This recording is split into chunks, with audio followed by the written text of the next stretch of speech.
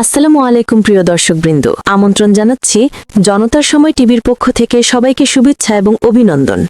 শুরুতেই থাকছে আন্তর্জাতিক সংবাদ শিরোনাম। ইরানের উপর ইতিহাসের সবচেয়ে কঠোর নিষেধাজ্ঞা দেবে যুক্তরাষ্ট্র, কৌশলটা এখনো পরিষ্কার নয়।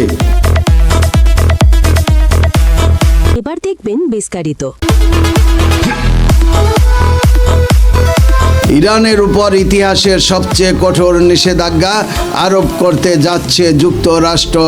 গতকাল বৃহস্পতিবার দেশটির অর্থমন্ত্রী স্কট বেনেট এমন হুমকি দিয়েছেন।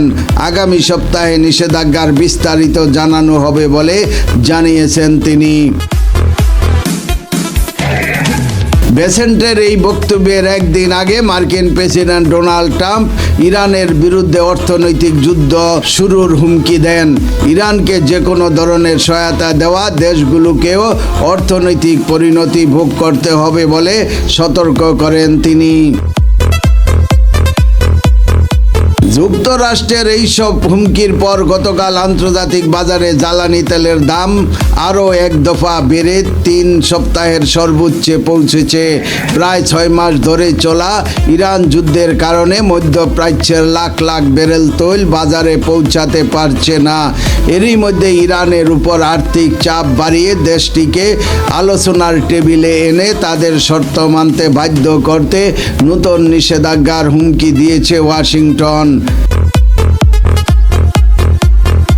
বেসেন্ট মার্কিন সংবাদ মাধ্যম সিএনবিবিসিকে বলেন, আমরা কেন সর্বোচ্চ অর্থনৈতিক চাপ প্রয়োগ করছি তা নিয়ে প্রশ্ন উঠতে পারে, কিন্তু সর্বোচ্চ অর্থনৈতিক চাপ প্রয়োগ করা হলে নতুন করে বড় সামরিক অভিযান চালানোর আশঙ্কা কমে আসবে।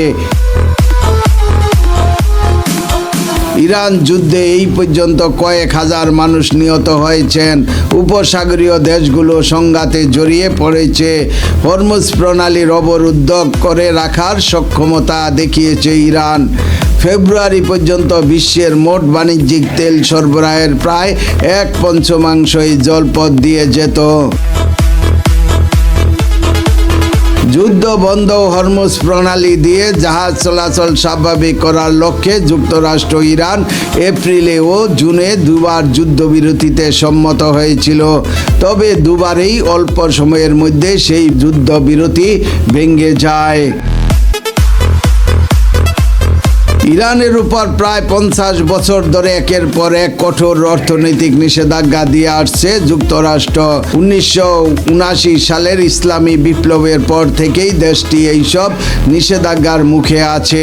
বেসেন্টের বক্তব্য আগে ইরানের পররাষ্ট্র মন্ত্রণালয় যুক্তরাষ্ট্রের অর্থনৈতিক ও বাণিজ্যিক নিষেধাজ্ঞার নিন্দা করেছে। এইসব নিষেধাজ্ঞাকে অর্থনৈতিক সন্ত্রাস আখ্যা দিয়ে তেহরান বলেছে, এতে ইরানের স্বাধীনতা, মর্যাদা ও জাতীয় সার্বভৌমত্ব রক্ষার সংকল্পে সামান্যতম পরিবর্তন আসবে না। প্রিয় দর্শকবৃন্দ, আজকের সংবাদ এই পর্যন্তই। শেষ করছি আমি সায়েলা চৌধুরী মিতু, জনতার সময় টিভি। আল্লাহ হাফেজ।